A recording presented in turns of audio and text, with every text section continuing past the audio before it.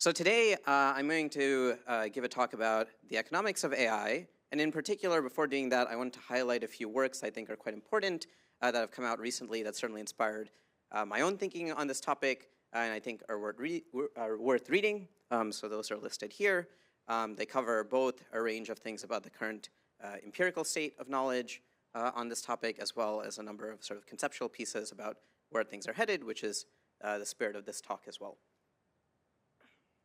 So to start, I'm going to try to think about questions about how AI is going to affect the economy.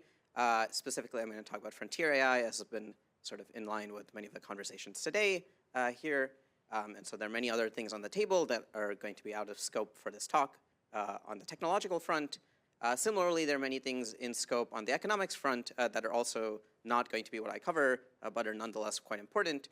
So many of the sort of distributional consequences in line with some things Yasin mentioned, but also many things about how AI affects society in ways broader than how we conceptualize work at the very least.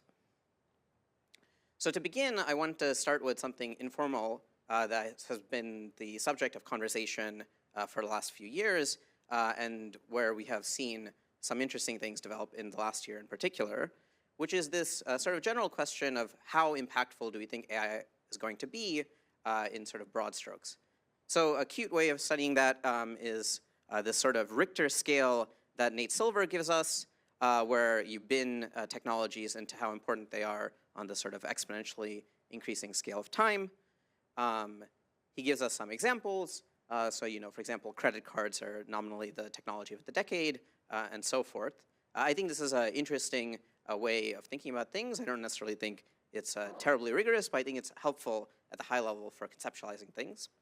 The reason I want to talk about this is, in particular, very recently, the folks at the Forecasting Research Institute did some work getting experts, AI folks, economists, super forecasters to put together their projections and forecasts for AI on such a scale, and I encourage you to go read that work.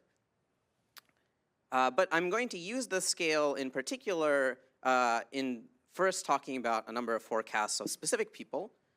So first, I'm going to start with an economist, Doron Acemoglu, who gives us a sort of forecast about what he thinks AI is going to do in terms of TFP and GDP, which I think many people in this room perceive as fairly conservative. I'm going to start there and sort of characterize that as like Doron, in broad strokes, thinking AI is somewhere roughly where I put him on this axis. Then I'll give another set of folks who I think have a slightly more optimistic or larger expectation of the impact of AI, but still probably more conservative than some people in this room, and two computer scientists, Arvind Narayan and Sayash Kapoor, in the essays they've wrote about normal technology. I'll come back to this term in a moment. Then we still have maybe even more a larger forecast here with the folks I think many of whom, or many have read their work on AI 2027 in this room. And then you still have further, more ambitious forecasts from Dario, talking about geniuses in the data center, and still even more sort of larger expectations for how impactful AI is going to be. And here, it's also maybe important to think about the sign of the nature of that impact and whether it leads to abundance and these very great outcomes or these very terrible outcomes. The reason I've gone through this sort of exercise of talking through some people's projections about AI is I want to think about how we can study this type of question more rigorously today, given that there is clearly great disagreement about how impactful AI is going to be in the future, including how it will affect the economy. So let me go back to this term that Arvind and Sayash gave us of normal technologies. I think as some folks in this room have pointed out, the term normal technology is maybe not so great because it sort of suggests that these technologies are quite pedestrian, which I don't really think is their intent with that term, but nonetheless is a reasonable connotation. But if we think about what they're trying to say about normal technologies, they seem to be trying to capture a class of technologies that actually span a fairly broad range of impacts or levels of impact. Now, if you use a slightly different word, synonym of normal in the word generic, you can actually find a historical antecedent to this. in the writings of Bresnahan and Trachtenberg some 30 years ago, where they talk about these generic technologies, and then probably the more conventional name for them, these general purpose technologies, right? And so what I wanted to think about is first, something that I think many of us take for granted, but I want to reason about it slightly more carefully, of is AI a general purpose technology and in what sense? And then, more importantly, what does that tell us about how we can reason about it going forward? And do we believe the premise that it'll be governed by the same sort of principles economists have unearthed in the study of general purpose technologies over the last 30 years? So let's start with Bresnahan and Trachtenberg as a sort of basis for doing this. So they give us three kind of conditions for what sort of defines a general purpose technology. With Eric and with a number of other colleagues at Stanford, when we wrote the foundation models paper, we thought that foundation models and frontier AI met these conditions, but I want to sort of talk about these three conditions. So what are those conditions for the non-economists here? Well, they are the first one about pervasiveness, the second one about improvements over time, and the third one about complementary innovations, right? And so do these hold, and what evidence do we already have that these hold for frontier AI? So the first is pervasiveness. Now, in the lay sense, people, I think, interpret that as, are the models widely used? Certainly, we know this to be true. We have plenty of evidence of that. This is not really actually what pervasiveness means in the GPT context, or in at least the work of Bresnahan and Trachtenberg. What is actually more relevant is that you have pervasiveness in a cross-sectoral way. This is where the general purpose and general purpose technology comes from. And that, too, we actually do have good evidence of. So as Kunal, I think, might talk about, we, from the Anthropic Economic Index, amongst other things, do have evidence that models are used cross-sectorally. They satisfy this kind of first property. That seems reasonable. The second property, I think, will also seem pretty clear, given evidence we have of improvements over time. So when Bresnahan and Trachtenberg are talking about this, they mean two things, usually, which is the confluence of the models get more capable, or the technology gets more capable over time and becomes cheaper over time. Both of these, I think, we have pretty clear evidence of. So on the left is the standard plot I think many of us have seen from Meter, about time horizons. Models are getting increasingly capable under this sort of measure. They're also more capable under many other measures. The second plot, which somehow I think gets less attention than it deserves, is about the falling price to run models at some fixed level of capability, and we're seeing that also very consistently as a function of time. So again, the second condition of GPTs, I think, fairly easily holds. The third condition is really the crux of the matter, which is what is the evidence of complementary innovations? Now, if we talk about Bresnahan and Trachtenberg, this is going to be some condition on the second derivative. I'm not going to be so formal here, nor do I necessarily think we have the very clean evidence of that would be needed to empirically justify that. But I'm going to, in maybe more hand-wavy terms, talk about this, using this quote from Eric as the example for electricity, which is really, it's these other things that happen on top of the technology that are at the heart of why we think GPTs are so critical to economic growth. Right? And so ChatGPT can also give you a pretty simple description of this. So I asked ChatGPT to explain why is this third condition so important. And it's really about these other things that happen, for example, in the context of electricity, right? That we have light bulbs and night shifts and redesign of the entire factory floor. All these things together is what brings about the great changes brought to society and the economy from electricity, not simply the invention of electricity. So do we see these with frontier AI? I think the first part is maybe fairly clearly true or not so controversial, that we are building a bunch of technologies on top of these models, like coding tools, all kinds of things in downstream verticals. The second one, I think, is where we are still kind of in the early days of, like, at the organizational level, how much are organizations restructuring how they do things to integrate frontier AI? Are we really seeing those transitions? Are we unlocking many of the potential gains from these capabilities? I'm a little bit more hesitant about that. And this is why I think one of the standard things we know about GPTs is sort of descriptive of the world we currently live in, which is I think we are in sort of this trough, or somewhere in this trough of GPT sort of productivity gains. Which is to say, I think many of the barriers for extracting the value of current models are kind of contingent on organizations downstream actually restructuring how they're doing things. And so this is one of the many things we can learn from economics of things that we know about GPTs that have been studied over the last several decades that we can apply towards the study of AI. So with that as like the sort of framing remarks about what we know about GPTs and why we can think about things in this lens, I then want to shift to a second class of things, which is a question I think that often comes up, but what is the relationship between frontier AI and GDP or other measures of economic growth, right? And so we take GDP as the simplifying sort of singular metric here for the purpose of giving a short talk.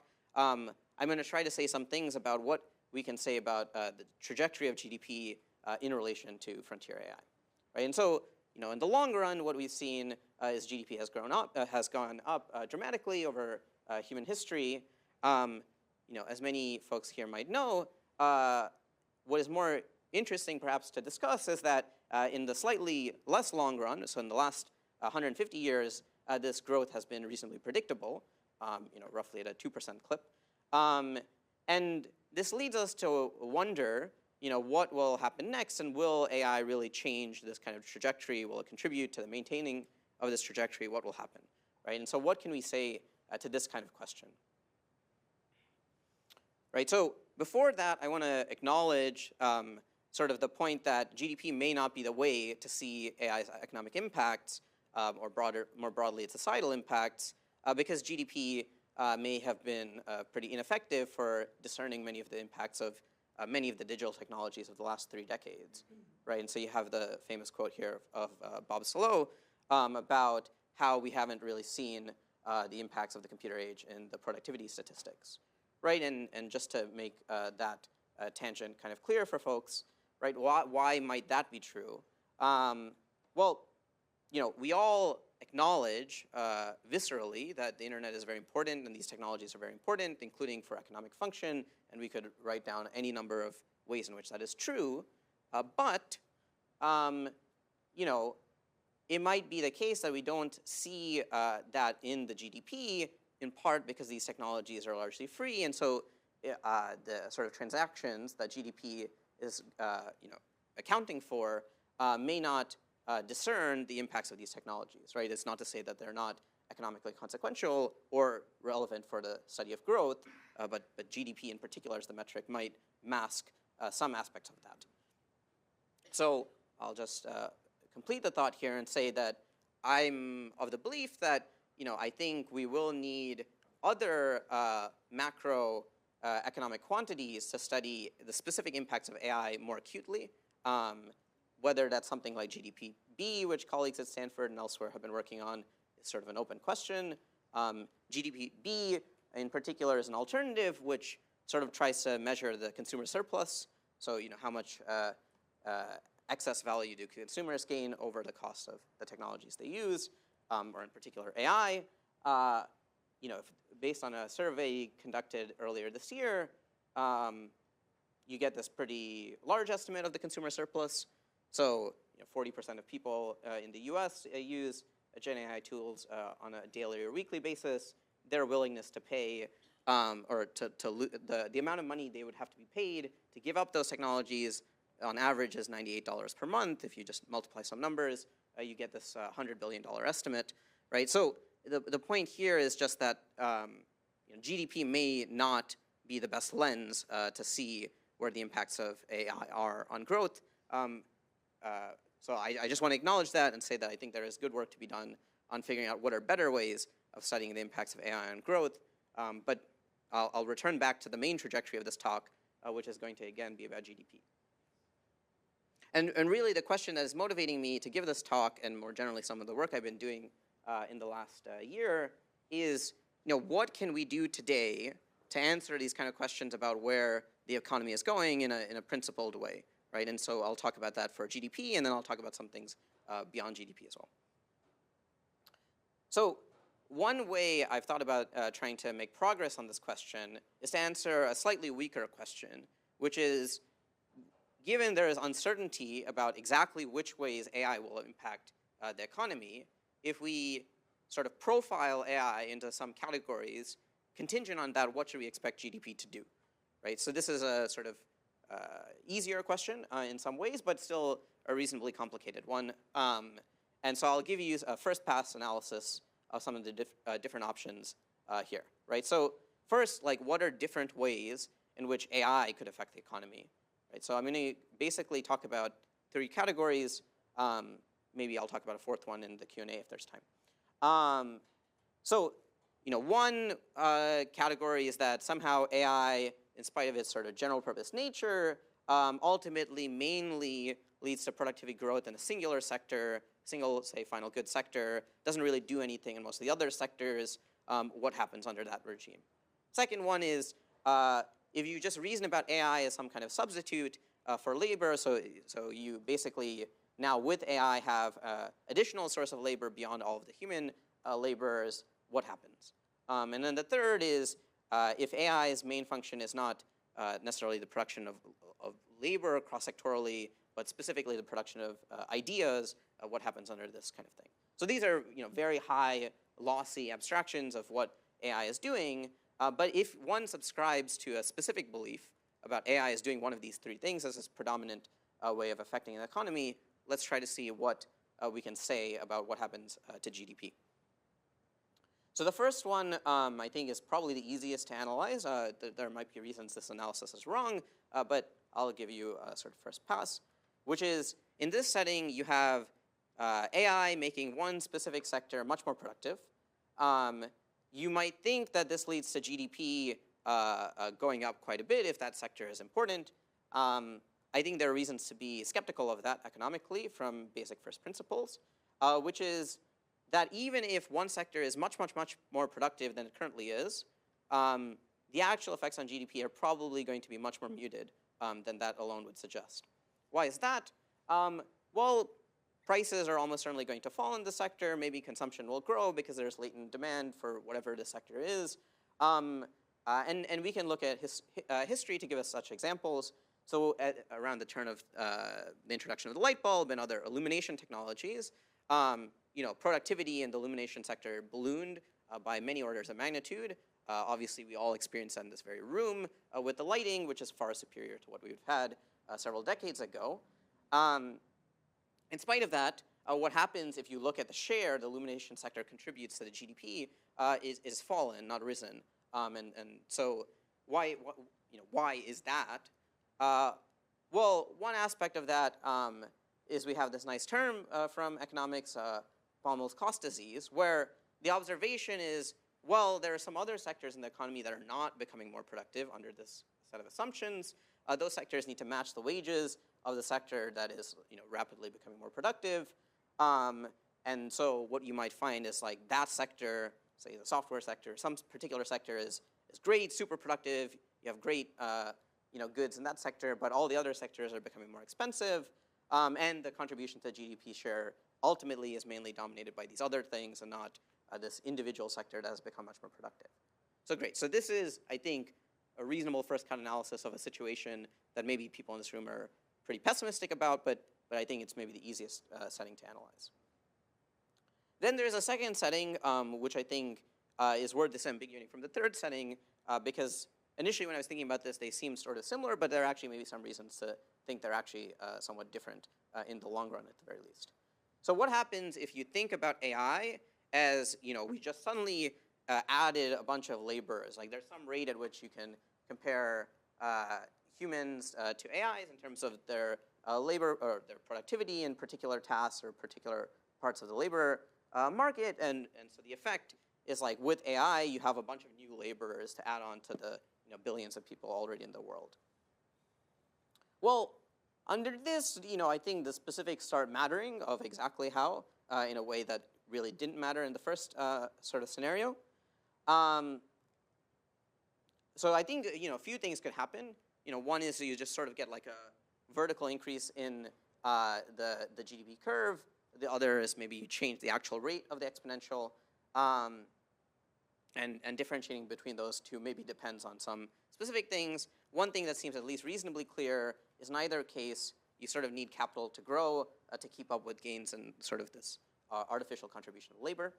And I think the setting is maybe interesting given some background things we know about at least the labor market in developed nations, which is that it's been sort of labor share or labor has been largely stagnating because the population is not necessarily growing, and the labor share is sometimes even decreasing. That is, the fraction of workers that are, or the fraction of people that are working in some developed nations is falling as a function of time.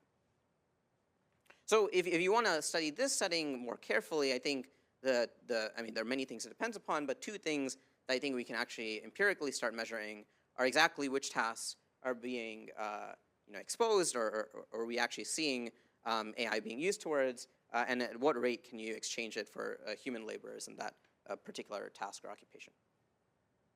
Then there's a third setting, which intuitively I sort of got wrong when I first started thinking about this, and so I wanted to highlight, is the setting of ideas, right? And so I think there's like one view, which is like the people in the economy that produce ideas are sort of just like one or some collection of sectors, and they're sort of the same as like some other sector that like produces like a bunch of legal documents or something, right? And so like they may be both important, but they're not really distinguishable. They may contribute different shares to the GDP, but they're not fundamentally different. I think there's a view in which this is actually wrong, in the sense that we can go back to ideas from Romer, which is to say that ideas are actually sort of different from other goods, right? And the core argument from Romer is that unlike traditional goods, ideas are non-rival. They can be used sort of infinitely once invented. So take something like calculus. And so if AI is contributing ideas rather than contributing work towards the creation of particular final goods, it might be quite different than in terms of how it shapes GDP, right?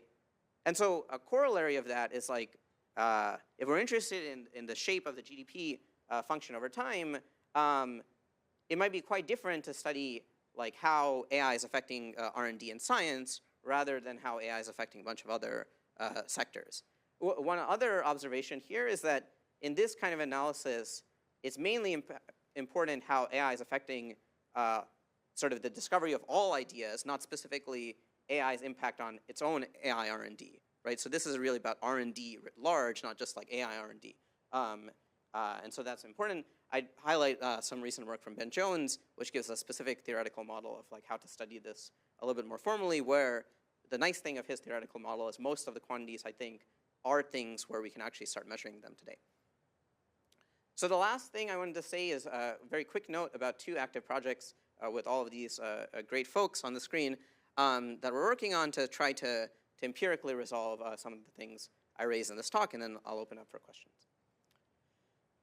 So the first line of work here is, to me, at the heart of many of the disagreements between people about what is going to happen with AI is, even if we suppose that we have really, really capable AI, what actually happens in the economy seems unclear.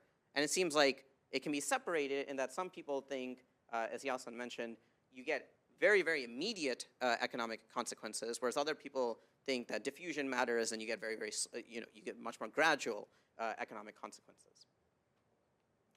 How can we make progress today to answer that question, even if it'll take time for, say, this first condition to be met about having really, really capable AI?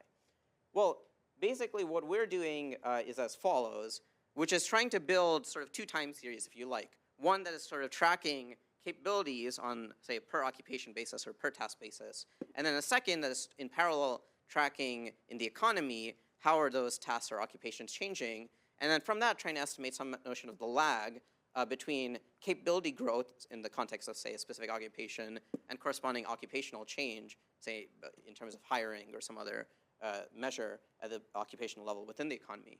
Right? More generally, I think there is this possibility for us to bridge how AI and CS people think about the economy and the evals we have, and how economists think about the economy, where having these two time series together, I think, begins to sort of bridge these otherwise fairly distant worlds. The second point I wanted to make here is that I think a lot of the current research is bottlenecked by the fact that the main folks that have access to usage data are within labs, and so most economic research has to be done in a sort of theoretical way if it's being done outside these labs. And so we're doing some work to try to advance how labs both report on the data when they do, so for example, Anthropic's economic index or other efforts at other companies, but also to standardize how they're doing it so we can aggregate the kind of impacts across labs. Because I think there's a sort of standard concern that many folks here have thought about of, can the labs do things in standardized ways so we can compare them? In the economic context, I think additional reason to want standardization is to get this aggregation if we're interested in, what is the cumulative impact of frontier AI on something in the economy. So with that, I'll wrap up and take any questions we have.